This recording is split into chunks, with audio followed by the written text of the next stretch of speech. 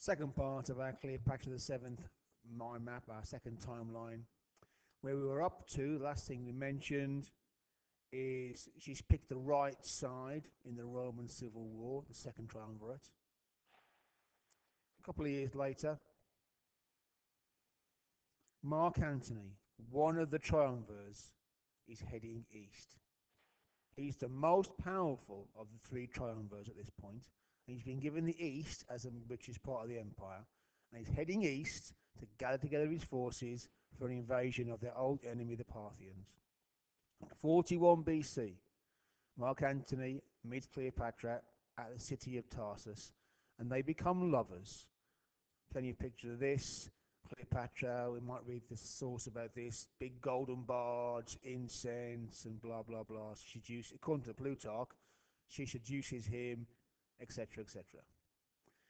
41 to 40 BC, Mark Antony returns with Cleopatra to Alexandria. Remember, he should be in the east gathering an army for an attack on the Parthians, and according to Plutarch, he heads south to spend time with Cleopatra. Meanwhile, the Parthians, who's come to fight, they actually invade the Roman Empire. Parthian and Parthian cataphracts, the big highly armed horsemen. 40 BC, Cleopatra has more children, twins fathered by Mark Antony. Now, in order to stop the collapse of this second triumvirate, Mark Antony marries a sister of Octavian, Octavia, this beautiful, perfect Roman woman. A lot of politics. At this point, we're really talking about the politics. Plutarch goes into quite a lot of detail. It's obvious that Mark Antony and Octavian are heading for a conflict. Neither side wants to start it yet. Neither side wants to look bad. They both want to win the politics. So for the moment, neither of them want to fight each other. So Mark Antony agrees to marry Octavia, even though there's nothing in it for him. He doesn't love her or anything. Meanwhile, 38 BC, a particular Roman general, Ventidius, manages to defeat the Parthians, which is Mark Antony's job. Between 40 and 37 BC, Mark Antony is living it up with Cleopatra in Alexandria, mostly. He gives her more land, and in 37 BC, Mark Antony and Cleopatra have an Egyptian wedding. So not an official wedding, but an Egyptian-style wedding, even though he's married to Octavia. Finally, 36 BC, Mark Antony invades Parthia. It's not a total disaster. He comes back alive for a start. But he leaves having accomplished nothing and losing a large part of his army. So a disaster, really. Remember, we're saying in class, if Mark Antony had successfully defeated the Parthians, had been successful here, he would have changed everything. 35 BC, Cleopatra comes to join Mark Antony in Syria, and Mark Antony returns with her to Alexandria by boat. Another big shame for him. He abandons his army and heads south to spend more time with Cleopatra in great luxury in Alexandria.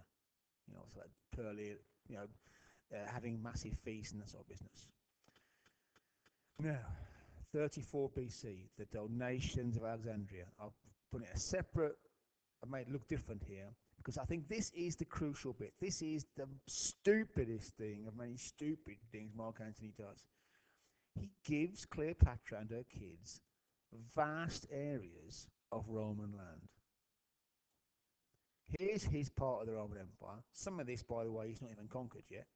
And he's dividing it up between Cleopatra and her children, some of which are his children as well. You haven't got to be a genius to figure out how this is going to go down in Rome. So in 33 BC, the second triumvirate ends formally. It's sort of been over really for several years, but it formally doesn't legally exist anymore in 33 BC. And both sides now openly prepare for war. Mark Antony is slow. He's slow in preparations and never gets to invade Italy, which is the right thing to do. Mark Antony is not a very good soldier. 31 BC. Mark Antony has managed to get his big force, huge navy, huge army to Greece in order to try and invade Italy, but doesn't get a chance because Octavian blocks him from invading Italy by invading Greece first and bottles him up at Actium. So the fleet is stuck here. Octavian's forces are here, and he bottles him up for the winter. Antony's force gets weaker and weaker. On the 2nd of September 31 BC, they fight a sea battle. The Battle of Actium, the other one.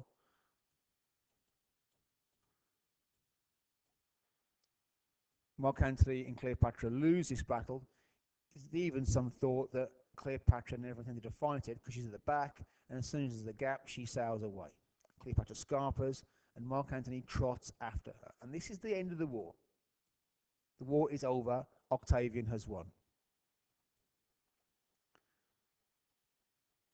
Mark Antony sulks Alexandria and finally kills himself when Octavian invades. Cleopatra attempts to bargain and negotiate with Octavian. She's not giving up. She's seeing what can happen. She barricades herself in a mausoleum with all the treasure.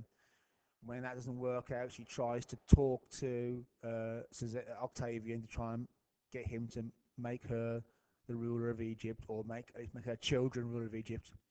When it becomes obvious she's getting nowhere and she can't sweet talk this guy Octavian, and it becomes obvious to her what the future holds, her being imprisoned, taken back to Rome in change for a triumph. Instead of that, she commits suicide, possibly by using a snake, an asp. And that's the basic timeline for Cleopatra the Seventh.